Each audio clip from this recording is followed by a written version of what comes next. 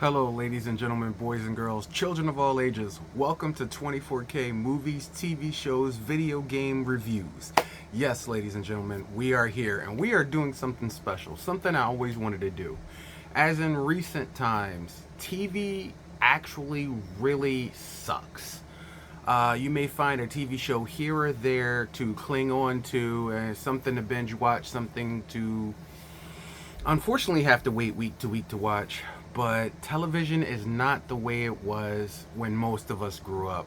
Now, I hail from the latter part of the 19th century, the late 1900s.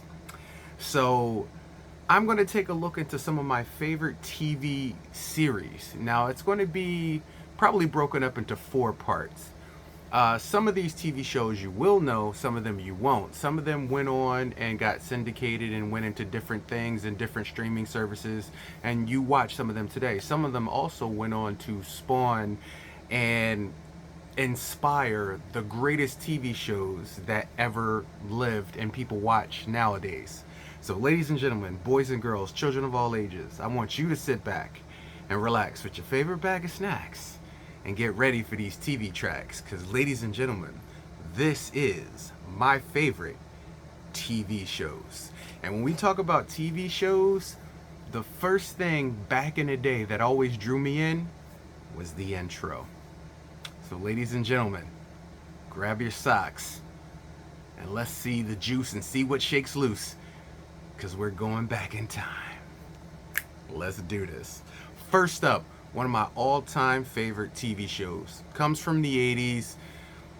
Probably one of the best procedural cop shows in the world.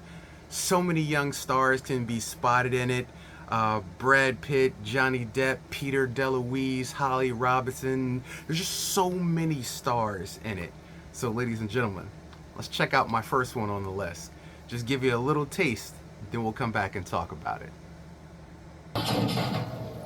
You're gonna like what you have, first boy. You're gonna like it a lot if you like dying.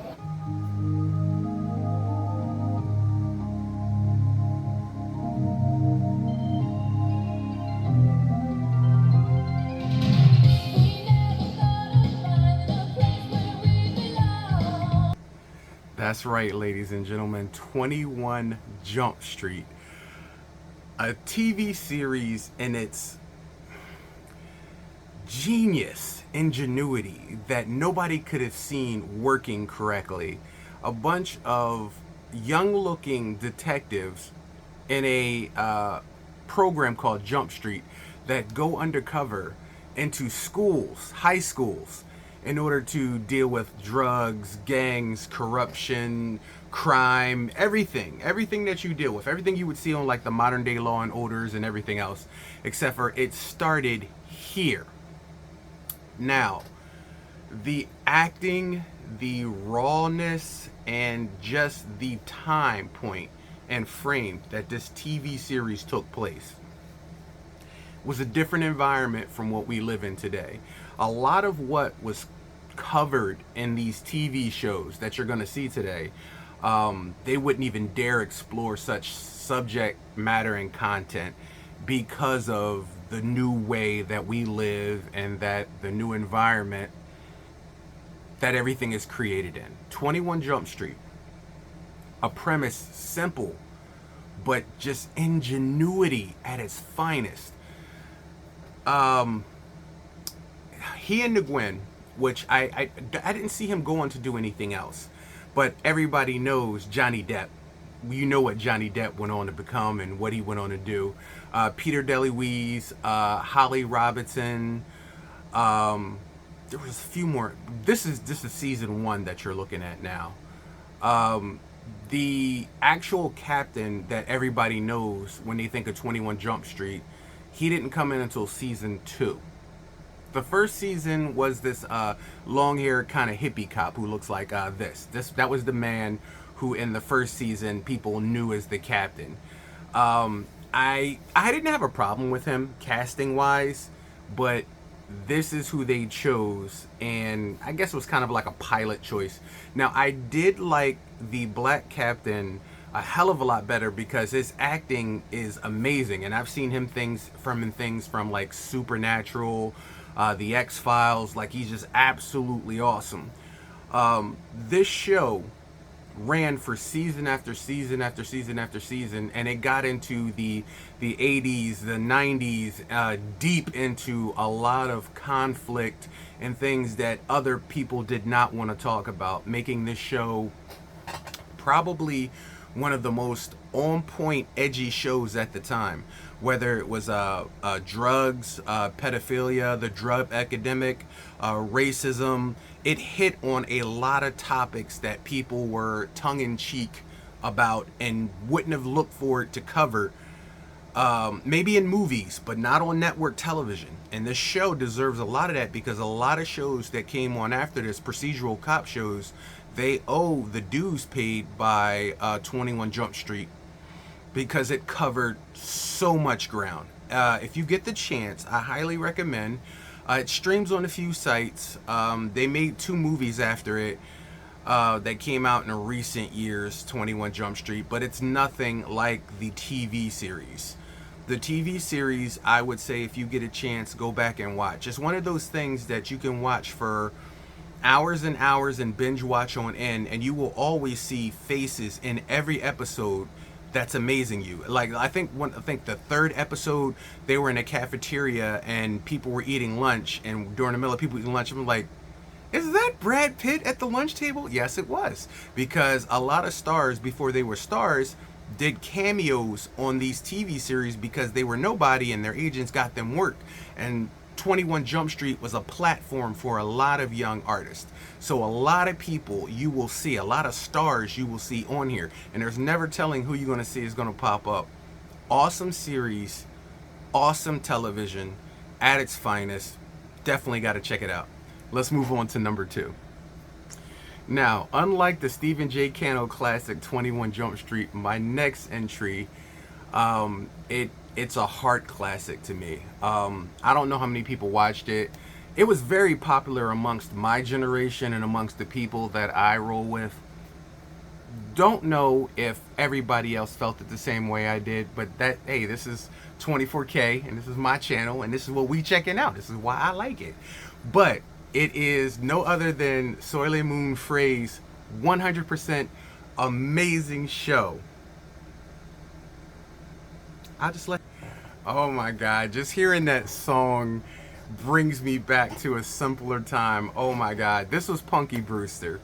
And this show, like a lot of shows that we grew up on in the 80s, was a cute, amazing show about a little orphan girl who basically had no home and no place to live, and she was living in a kind of like an abandoned building when George Gaines, the guy from Police, teaching and thought when it came to television back in the day that the messages were a lot stronger and better, and we grew up with a different thought process than what is the narrative now. And it's insane because I would almost prefer these themes to what we have now on television.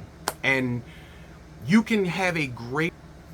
My next TV series is an absolute gem and a wonderful favorite of mine. Just recently I saw a documentary of behind the scenes, and I had no idea how much pain and drama people had to put up with on this series to give us the 30 minutes of levity and entertainment so that we could go on in our lives. And I am a little bit heartbroken as of late when I hear these stories coming from Hollywood about some of these just horrible environments and things that actors and stars had to deal with, because growing up we've loved these projects, we love these endeavors, and we love to be a part of them, and we knew what day, what time, what hour our favorite TV shows was coming on because we was there in front of the television to watch them. And this was one of my all-time favorite shows. Now, learning some of the behind-the-scenes things that happened soured me a little bit on it, but it's still one of my favorite shows, and I still enjoy the effort from the entire cast to make this show what it was. And this one is one of my all-time favorites. And by the way, we're not going in any denomination on this platform, so you can't be like, oh, this one is better than that one, this is number 3, this was number 4. No, it's not. We're not doing that. We're doing just my favorite TV shows, and these just happen to be all along the 80s genre, 80s/90s genre. So my next favorite TV show of all time that I used to watch all the time is Alf.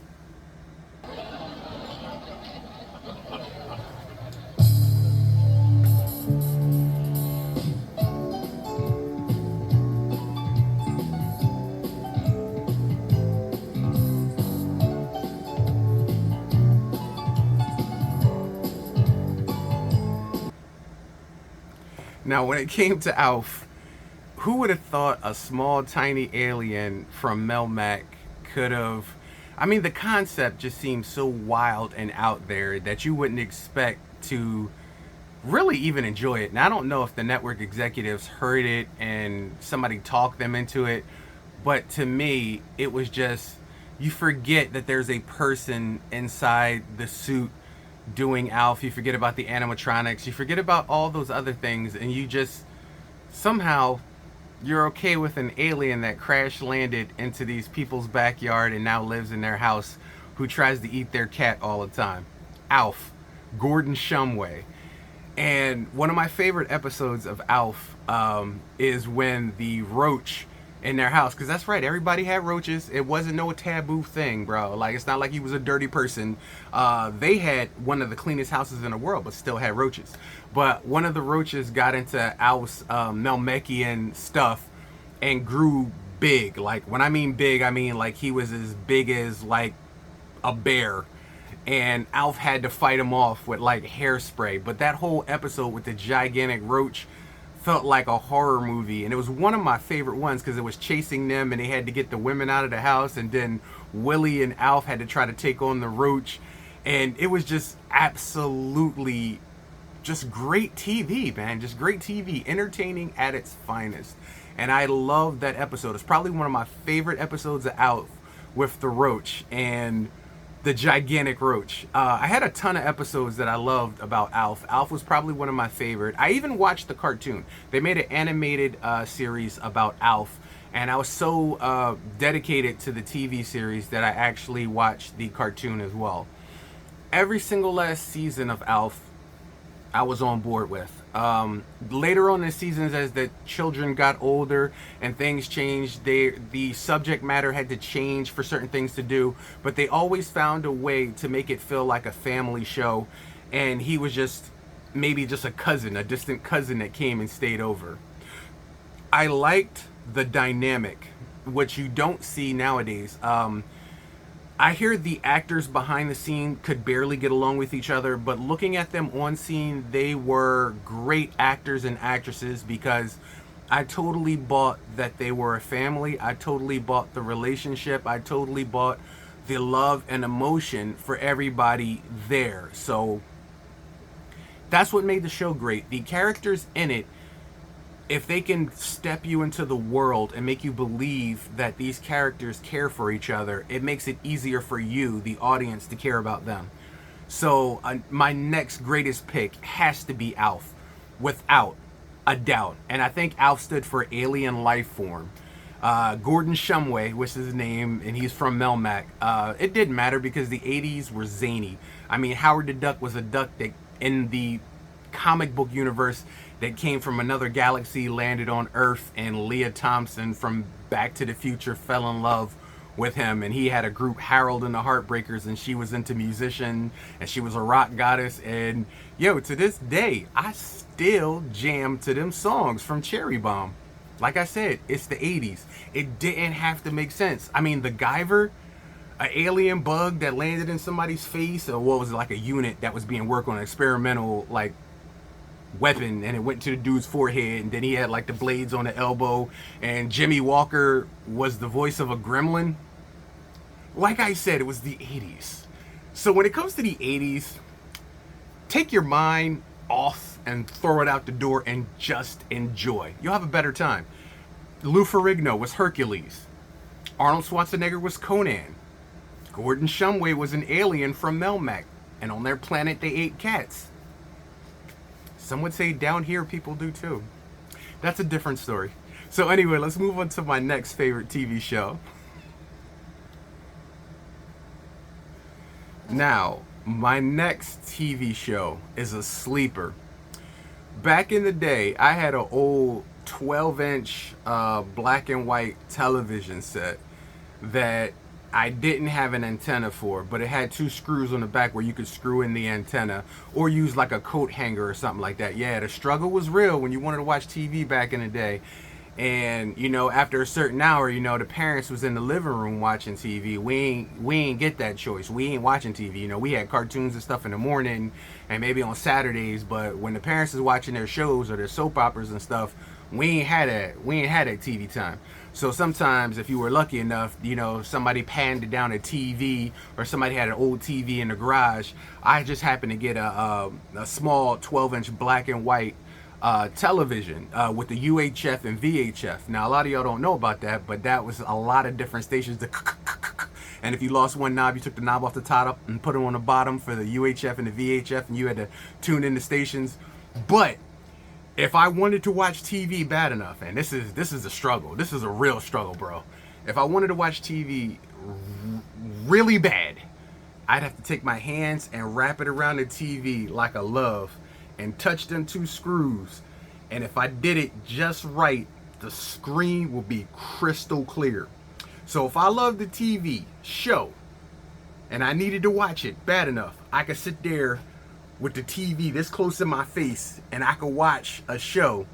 And then I know what you're saying, like, didn't your hand hurt? No, I had pillows and stuff under it, but I would get cramps and stuff. So like after like commercials and stuff, I take the fingers off the screws and you get like the fuzz and everything else, and then it come back and I stick my fingers back onto the screws on the back of the TV. Yeah, brothers was broke. We ain't have like, see, y'all don't realize how good y'all have it nowadays. Y'all got analog, y'all went from analog to digital, and y'all just got digital signals, and y'all just happy with stuff like it. It wasn't like that back in the day. Rabbit ears and foil and RF switches and modulators, there was stuff we had to do to get it in. Like, the struggle is real with real OG people.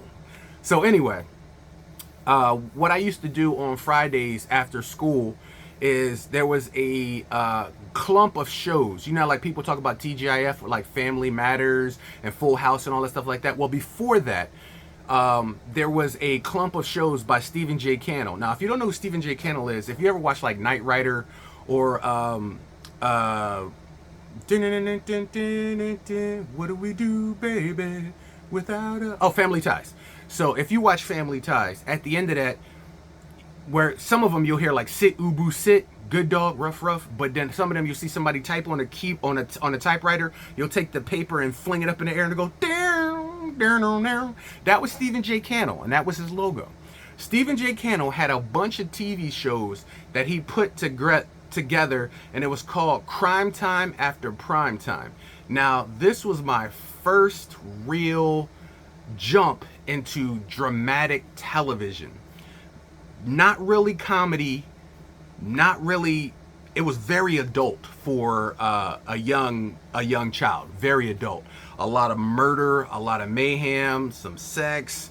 It was Sweating Bullets, Acapulco Heat, Scene of the Crime, Love and Curses, what's the vampire? Forever Night with the vampire. And those 5 shows came on, but every Friday they would switch off. So if it was this Friday, you're like, all right, Scene of the Crime is on. And then maybe next Friday, it's Love and Curses. Love and Curses I absolutely loved. Over in England, it was called The She-Wolf of London. Great, fabulous TV series. I'm going to do that one because it deserves its own spotlight. But one of my other favorite TV series that used to always come on was Acapulco Heat. A lot of people didn't like it. Sweating Bullets was see, let me tell you something. The intro is the only thing that literally pulls me into a show. The intro is the difference of whether or not I will watch a show and whether or not I'm going to click the station. If the intro hooks me, like The Fall Guy or Simon & Simon, like the Airwolf, with the helicopter. See, they meant something back in the day. Intros meant something. Now you just hear something and then bam, words, and then you're in the TV series. Like, that's not how we did it back in the day. Back in the day, everything was about the intro. So the TV series I'm going to show you now is called Acapulco Heat. Now, Acapulco Heat had a bunch of characters in it that looked like big stars that you've seen in movies, but they really weren't. Like, there's one of them that kind of looks like AC Slater. There's another one that kind of looks like my boy from the Lost Boys, Billy Worth or Billy Riff. And then in the midst of all of that, you had John Vernon, which I don't know why he was on the show. And then you had Fabio. That's right, the man lion himself was on this TV series. But it was just something about the show when it came on that mesmerized me, and I was instantly just hooked. And I watched every episode of it. So many people I talked to about it don't even know the show existed. And you probably didn't either, but now you will. Ladies and gentlemen, my next pick, Acapulco Heat.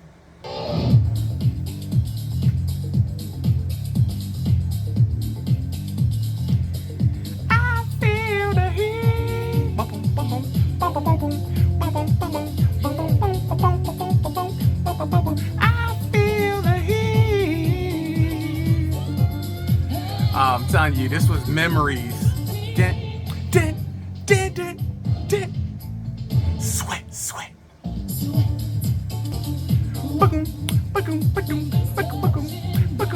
Beautiful people, beautiful scenes, beautiful environments. Got spit your rock for it, bro. I feel the heat. Yo, this was the John. Is that Holly Floria? I think that's Holly Floria. Yes, it is. And that's my boy Billy. Look like a Billy Riff. Michael Worth. Whoa, I feel it.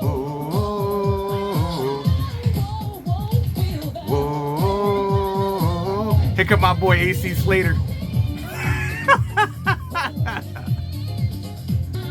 I'm telling you, these shows was absolutely amazing. There go my boy right there, the man lion himself, Fabio, and all his quaff.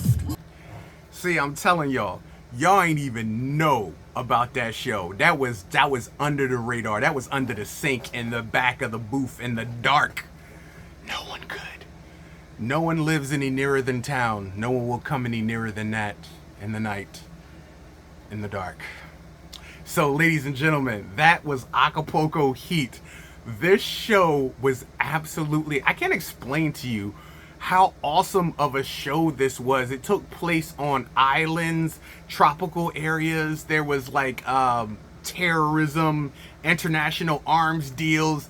This was like Baywatch before Baywatch was even Baywatch, but it had more action and excitement in it. It was just like, oh my God, it was like a human Avengers team. It was just awesome. Like I said, I can't say enough about this show, and unfortunately this show has gone the way of the dodo, and not too many ways can you find it, can you play it, can you watch it unless you have it. And if you come over my crib, I'll definitely treat you to an episode if you want to watch it, because this is one of my favorite shows. Ladies and gentlemen, Acapulco Heat.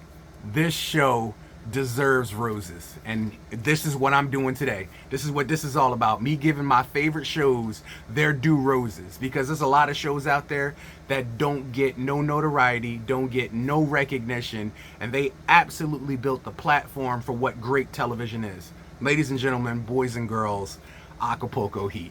On to the next one. Now, my next television show that was one of my favorites, it was hard to find the time slot and hard to find it because it jumbled around from a bunch of different time slots of when you can watch it. Sometimes it was after school, sometimes it was later in the evening, sometimes you could even catch it on Saturday morning. So it was like weird to find it, but when you ever did find it, it was worth the watch. The next TV series that I'm going to tell you guys about is called Amazing Stories. Now, Amazing Stories is like Tales from the Dark Side, Tales from the Crypt, all wrapped up in one. Some of them are lighthearted and light, and some of them are dark and spooky and horrific. Some of them are actually really horrific. But Amazing Stories will always go down as one of my most favorite television series in the world. The one episode that sticks out in my mind the most is The Ghost Train, which I believe was episode 1. Episode 1, they had this family. Well, before I go, let me just show you a little bit about the intro, because a lot of these things I'm saying to you, be like, well, I never heard of that before. But then when you see it, you're like, oh yeah, I do remember that, John. So let's just check out a little bit of it, and then I'll bring you back and unpack it for you.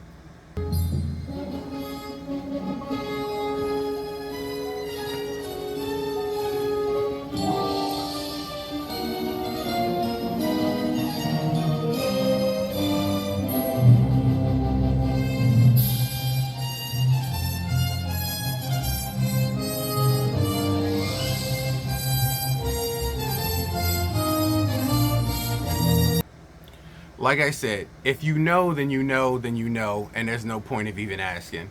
Amazing Stories. The episode I was telling you about is called Ghost Train, and I do believe it's the first episode in the TV series. These kids go and visit their uncle all the time, who's considered senile, but he's always talking about catching a train to go meet his wife who had passed on. And he has his ticket ready, and he wants to go meet his wife. Now, if you don't know who the actor is in this movie, he lived next door to Kevin McAllister, and he was the guy who pushed the salt. That's right, the actor, the same guy, the same old guy who pushed the salt, who they said was a killer, and the salt turns the bodies into mummies. He is the uncle or the grandfather in this actual episode, where he keeps talking about taking this train and taking this train and taking this train. And Steven Spielberg had a lot to do with this TV series, and I do believe that's one of the reasons why I enjoy it so much, because some of these stories are just intriguing to the point where you're just like, oh my God, like I needed that in my life. Like, they literally entertain you to the point of taking you away for a half hour to an hour, depending on which episodes you were watching. Some of them were longer than others. But the Ghost Train one, I'll never forget, like, because they play on the fact of whether it's his mental instability or whether or not, you know, it's something supernatural happening. And while the child, his grandson and his wife don't buy into it, but the grandson buys into it, but his son and his daughter-in-law don't buy into it. And it's amazing because they jump back and forth for whether or not it could be real and it could not be real. And then at the end of the episode, they totally give you the true story of it, because as he's laying in bed, because he finally gives up and realizes, you know, maybe he's just an old senile man, the train comes through and it rips through the house, and the conductor is asking for the last guy to come aboard, and he wakes up, the little kid wakes him up and tells him he's going to miss his train. And it's just so adorable. And he gets his little trunk packed and he goes downstairs, and the train is ripped through the middle of the house. And it was just like, I'm sorry, you should have never built your house where the train comes through. And they go in the kitchen and take coffee and fill up the conductors and everything. And he forgets his ticket because he doesn't know where it is. And then the little boy gives him the ticket, and the little boy wants to go with him. And then he has to tell his grandson, like, you can't come aboard on this train. Like, this is a special train where, people of a certain age, they go on this train. And the train pulls out of the station, and then it just disappears. And it's an amazing story. One of the greatest stories that I think I've ever been witness to. And it's on a television show. And it's just as great as that. They have frightening ones that are just as frightening. So this definitely had to be on my list. Absolute favorite. Amazing stories. So many stories. I have every single last season of it on my hard drive. And I definitely need to watch it more, because television is going the way of the dodos now, and it's completely horrible. Like I said, maybe one TV series here, there, or yonder is something that you can hook onto and watch. But for the most part, they've just lost what makes television great. And it's a shame. But as long as you have hard media or digital media that can be stored, that you can watch these things, I really wish you would. I don't know if Amazing Stories streams on any platform. I'm gonna have to look into that and do some due diligence. I'll probably give you an update on that on one of these other videos that I do. But yeah, Amazing Stories, definitely one of my favorite TV series. On to the next. Okay, my next TV show, probably one of the most popular TV series of the 80s. It's amazing how much guns, explosion, and violence it has in it, but almost zero death. How do you achieve explosions, car chases, bombs, guns, machine guns, and nobody dies? Ladies and gentlemen, boys and girls, this one TV series captivated an entire generation. Even to this day, I do believe you can stream it on like Nickelodeon, or I do believe there's some streaming stations that still put it out there. But ladies and gentlemen, boys and girls, really needs no introduction, but I'm gonna give you one anyway. My next favorite TV series, Hannibal, Murdoch, Face, B.A. Baracus. Ladies and gentlemen, boys and girls, children of all ages, I give her gunshots. Nobody did. Zero deaths. Zero deaths. Throw a pin out a grenade, throw it into a truck, flip over, spin 20 times, blows up. Guys call out, arrest them. Nobody did. Ladies and gentlemen, the A-Team. Oh my goodness. Love the A-Team. I love that they brought so many different personalities together. Zero death. Never. And I give them absolute credit for that. The craziness of Murdoch, Mr. T as B.A. Badass Baracus. They had to say B.A. because they couldn't say Badass Baracus. B.A. Baracus. Face, Hannibal. Bro, these personalities created entertainment for season after season, and just yes, I never rolled it around and played it and made the song. They're made to be played with. That's what they're made for. You're going to have something that you hold your entire life, you don't intend to sell, and then you die and it goes to somebody else. And what was the point? What was the worth your entire life of just holding it and did nothing with it? I enjoy my toys. So that just means that I'm going to have to, some movie reviews, break. My next show, absolute amazing. Remember I told you, holding the TV, the 12-inch, Crime Time After Prime Time, Stephen J. Cannell. One of those TV series besides Acapulco Heat, woo, that was hard to say, was Forever Knight. Now, Forever Knight, to me, is still one of the best TV series ever, and I'm so surprised there wasn't a resurgence of it, or that somebody didn't redo it, or make it like a next-gen version of it. If you're not familiar with Forever Knight was basically a cop show, a procedural cop show like Law and Order, where they solve crimes and mysteries and murders and drug deals and everything else like a normal cop show, except with one twist. The lead detective, Detective Knight, is a vampire. That's right. He only works the night shift. And I can't tell you the genius and ingenuity it has in it. And if you're a fan of Angel and Buffy, you would love Forever Knight, because just like Angel and Buffy, how they do those flashback scenes of the older vampires and how they became a vampire, and the sires and the sanguines, they have all of that in this TV series, along with a modern take. It's not olden days, it's a modern take. For me, I could easily see this fitting into the Buffy universe, but just at an adult level, where Buffy was high school through most of the seasons, and Angel, this is more like an Angel TV series if Angel was a police officer. And it's absolutely one of my favorite. They didn't spare expense on the vampire effects. They didn't spare expense on the early turn of the century CG, and a lot of practical effects, and it works on so many levels. Absolutely love this TV series. I watched every single last episode of it. I have every single last season of it. Definitely one of my all-time favorites. Definitely recommend it. Ladies and gentlemen, boys and girls, Forever Knight.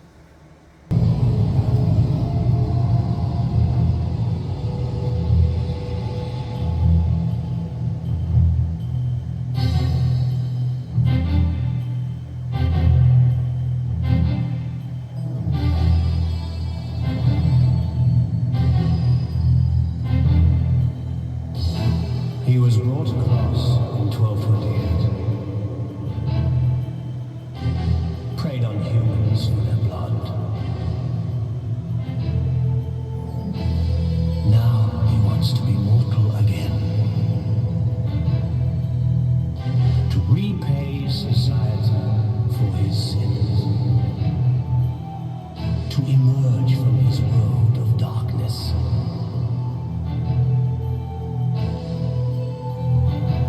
From his endless forever night.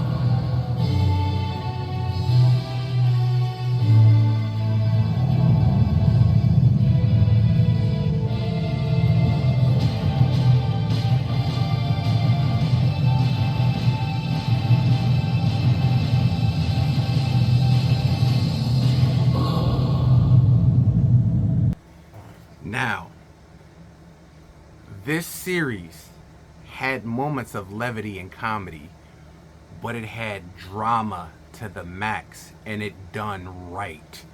Murder, mayhem, suave, and sexuality. The reason why I liked, I think his name is Wyn Davies, as the main character in Vampire is because at some points he's very smooth and suave as you would expect a vampire to be, and then other times he's very rough and rigid, and when he vamps out, he looks horrific. He doesn't look like somebody looking to seduce somebody with a sleazy Euro trash accent. He looks like he will rip your throat out. And it's kind of like that David form of vampire. He's kind of like David from the Lost Boys in that kind of aspect. Beautiful people, beautiful scenes, beautiful cinematography, beautifully written episodes. Stephen J. Cannell, like I said, there's that name again. You're going to find a lot of common themes in a lot of TV series that I watched back in the 80s. Stephen J. Cannell was the common thread. The writing, production, and storylines were off the chain. Stephen J. Cannell was awesome. Absolutely awesome, and responsible for a lot of entertainment in the 80s for me, and probably thousands and thousands of people. So Forever Knight, definitely one of my favorite TV shows of all times. One of my favorite episodes is when he's drinking like animal blood because he doesn't want to feed on humans, but something happens where his maker basically breaks into his apartment and steals all his animal blood, and he's on bended knee and he really needs animal blood, so he starts to give in to the bloodlust, and he's basically just trying to keep himself from attacking everybody and everything around him. And it's amazing how it's just like an episode of Law and Order, just with the spin of this guy going through his own personal hell of being a vampire and just trying to survive in modern day living. Like, another genius idea that I don't understand how you can't make a TV series now with that thought process, with your modern capabilities and your modern abilities for everything that you can do and so much technology, but yet and still you have no imagination. It's funny how you can remake things to death, but the greatest things that you want people to remake, there is no thought process at all into them. Ladies and gentlemen, boys and girls, I highly recommend Forever Knight. If you can buy it on DVD, which I did through Amazon, and I got digital versions too as well on my hard drive. If you can get Forever Knight, it is a watch that you will forever thank me for when it comes to modern day television. And it's not something that's just in the 80s where you're like, the 80s is whack, I can't watch it. No, you can put this on now and watch it now. And if you're a fan of Law and Order, true crime, and things like that, you'll take to this like a duck to water, and you'll absolutely love it. Because there's characters you fall in love with, there's characters you'll absolutely hate, and then there's characters that you'll be drawn into. But the main story that revolves around Detective Knight, you'll understand how it opens up and ultimately ends very sad for Detective Knight, because he is a vampire. One of the best series I've ever watched in my entire life. definitely hands down. Forever Knight. Let's move on to our last in the category for this video, because this video is getting long. Let's move on to the next one. Now my next two entries, I'm going to split apart as one so that we can conserve time so that you can get it. My next two favorite TV series, they're in the world and environment of the original movies, but they're totally their own separate thing. And I think I love that even more.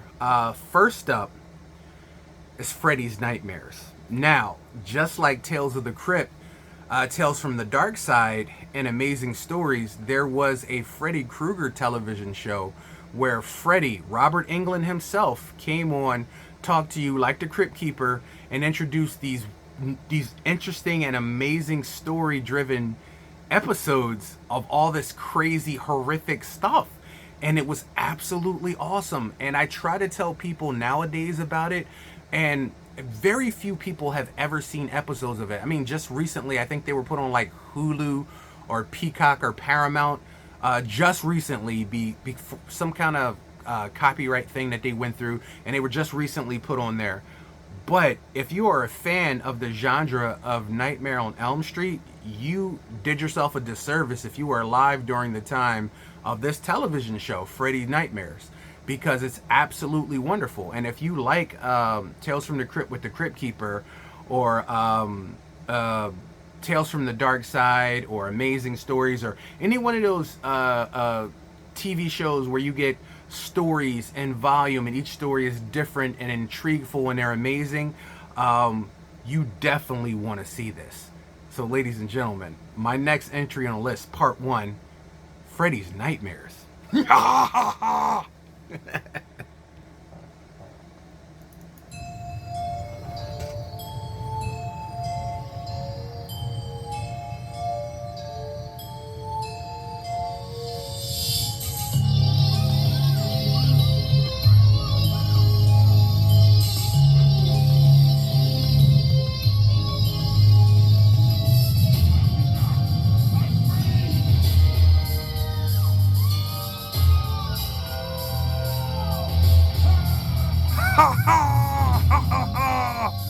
Freddy's Nightmares.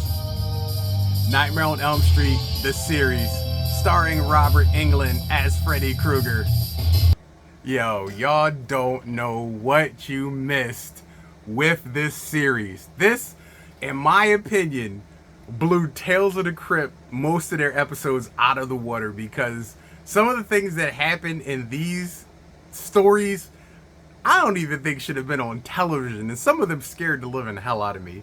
So ladies and gentlemen, boys and girls, this is an amazing television series. For nothing more, just to have Freddy, and then in between commercials, I'm like, ha, Freddy will be back. Like, it's just, it's insane. It's insane that this made it to television, and it's a part of history that if you are a fan of horror and the genre, and especially the Nightmare on Elm Street movies, you owe it to yourself to watch this series. Like I said, I do believe recently it just got streaming rights on either like Hulu, Peacock, or Paramount. I forget which one it is, but I know recently somebody just told me, was like, yo, I saw that TV series you was talking about. Yeah, it's on there. It was on Tubi, but then Tubi took it down. Okay, so it was on Tubi as of late, but definitely a great TV series.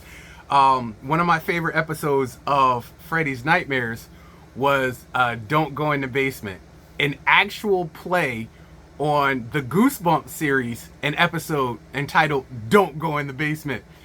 In the Goosebumps episode, there was a reason why you didn't want to go in the basement. The dad was creating experiments and doing some crazy stuff. In the Freddy's Nightmare one, there was a demon that lived in the basement, and if it caught you after a certain hour in the basement, it just killed you. Like, the parents knew about it, but they always told the kid to stay out of the basement after a certain time. And then, like, one time, I think like his toy fell down the stairs or something, and he went down there and he was caught down there, but the demon, turns out, was actually his brother. Like, the parents were the evil ones, and they were mistreating the brother, and the brother became like this creature in the base. It's insane, the twists that Robert Englund put in this show. Like, the writing was top notch, and I absolutely love the show. That was one of my favorites. So this is part one of one of my last favorite TV series of this genre. Now, the second one is along these same lines. It's in the universe of another great, huge, big movie, monster movie, and that is Friday the 13th, the series. That's right, you heard it correctly. There was a Nightmare on Elm Street, the TV series, and there was a Friday the 13th, the TV series. Both were along the same worlds of the movies, but here's a little backstory. The Freddy's Nightmare, when Nightmare on Elm Street first came out, they had an idea for an anthology of stories to do, and they wanted to do television. This was the project that they originally wanted to do. The same thing with Friday the 13th, the series. When Friday the 13th first came out, they had an idea to do Jason, just like Halloween. They had an idea to do these things, but they wanted to do a series of movies or television series in that world so that he could do a bunch of different stories, tell a bunch of different stories in that world, and not feature one creature. Unfortunately, the one creature became so popular that it drove those series. The same thing happened, but Friday the 13th, the series, is in the same world as Friday the 13th, the movie, including Jason's mask and the curse being applied to that mask, because it's about a bunch of cursed goods being stole from a store. Sound familiar? I know you watched a movie, I'm not going to name it, but there's a movie where cursed goods were stolen from a store, maybe a little doll, and the family had to go out and recover the doll because the doll was evil and it needed to be inside of a box inside of the store where the cursed goods are. That's along the lines, and that's the reason why that series is so popular, because they stole the idea from Friday the 13th, the series.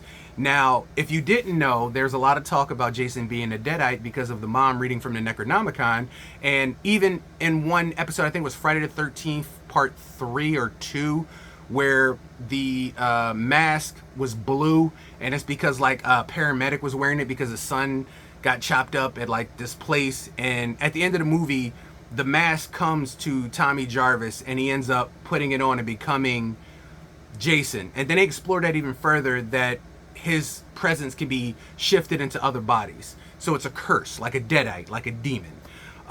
The entire Friday the 13th series takes place in that universe, as if all those goods that were stolen from this store after someone dies, they were all sold to make money for, I guess, the rent and stuff for this store. But Robbie and the girl, I forget her name, they actually come into the store and they're charged with bringing back all these cursed goods before people die. And unfortunately, the entire series is watching people die while they try to get these cursed goods back. So up next, another one of my favorites, and that's part 2 to this one. You got to see Nightmare on Elm Street, the series. Now it's time to take a look at Friday the 13th, the series.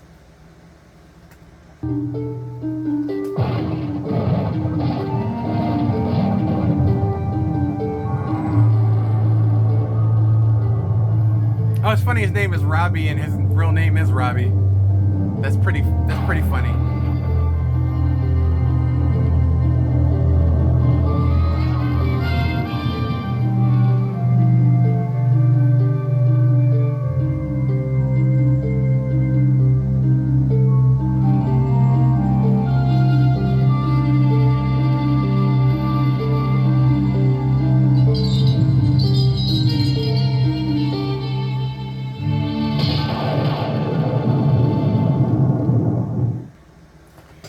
Now, like I was saying, Friday the 13th, the series, is an amazing series. You can separate it if you want from the movie. I choose to like it in the same universe as the movie because there's so many references, Easter eggs as you call them now, if you go through the series, that you'll hear about this guy named Jason Voorhees and about the mask that they can't retrieve, which is funny because I like the fact that these people are looking for that mask, but if you realize the storyline during the time this has happened is that Tommy had the mask. Remember, he dug Jason up and he wanted to light him on fire and make sure he was really dead, but he brought the mask. Tommy had the mask. That's why they couldn't find it. So it's funny how it's in the same universe and they speak about it and talk about it, which brings me to my favorite episode of Friday the 13th, the series. There is an episode where they go to a lake. They don't call it Camp Crystal Lake. They call it a lake. And at this lake, they find remnants that the mask has been there. And they also find a bunch of teenagers being killed by a deity. They don't give it a name. They don't say it's Jason Voorhees. But these teenagers are being killed by this deity that they try to stop. And it's hard because every time they think they found the killer, it ends up being somebody else, because it's like the presence is jumping from one person to the next. Sound familiar? It's in that actual Friday the 13th movie that they did it on the big screen the same way. So I like that they didn't separate the worlds. They just blended them together, because now it seems like there's this entire universe where these things happen. And I like that much more, because inside this universe there's room and talk of little dolls that came to life possessed by serial killers. That's Chucky. And I like the fact that they put other creatures in this universe that could potentially be together, because that's what we always wanted to see. The reason why Freddy vs. Jason was an amazing movie and so many people want to see it, because it was two horror icons in one movie. And there was always a look. Matter of fact, I do believe it was in a Chucky movie where they were showing a police impound one time, and inside that police impound they had Freddy's glove and they had Jason's mask in there, where Bride of Chucky. Bride of Chucky. And I love the fact that there's always been little inklings that these worlds are interconnected, but nobody's had the heart or the royalties to pull it off. And I would love a Masters of Horror movie where all of them are together in there, and that's absolutely amazing. So unfortunately we're at the hour mark of this video, and I did not want this video to be this long. But I wanted to talk about my favorite TV series, and I wanted to give them flowers. This is going to be a 4-part installment because I can't possibly tackle all my favorite TV series in one sitting. But ladies and gentlemen, boys and girls, children of all ages, all of these are platinum series. Like them, check them out. If you have the means, please, I guarantee you, you will not be let down if you check these out. I went through a bunch of TV series. Hopefully you guys... These ones are a little bit older. I'll do a few modern ones. You'll see the modern videos. That'll probably be my second because my second one is still probably gonna be 80s and 90s. So if you want to just stick around for the 2000s ones, I would say look out like for the 3rd and 4th video. Those will be more aligned to the modern TV series. Unfortunately, there's not going to be a lot because there's not a lot of modern television that's really good, unfortunately. So ladies and gentlemen, boys and girls, thank you for joining me here in the Game Dojo and 24K movies, TV shows, video games reviews. People have been asking what was my favorite TV series, and I finally wanted to do a video unlike that I've ever done before on this channel. So now you know some of my favorite TV series, but what are yours? Leave them in the comments, because I guarantee you, if you are near the age of me or around the age of me or somewhere in the vicinity of the mindset of me, we're going to have some series that we need to talk about together. And if you want me to talk about your favorite series, if you want me to get into it and let you know what I liked about it, because like I said, there wasn't too many bad ones back in the day where we come from. Like, it wasn't too many missed shows. Missed shows did not become TV shows. That's right. If it was a missed show, they did not put it on television. So all the shows we watched, they were hits. So ladies and gentlemen, boys and girls from the Game Dojo, thank you for joining me. I'll check you guys out later.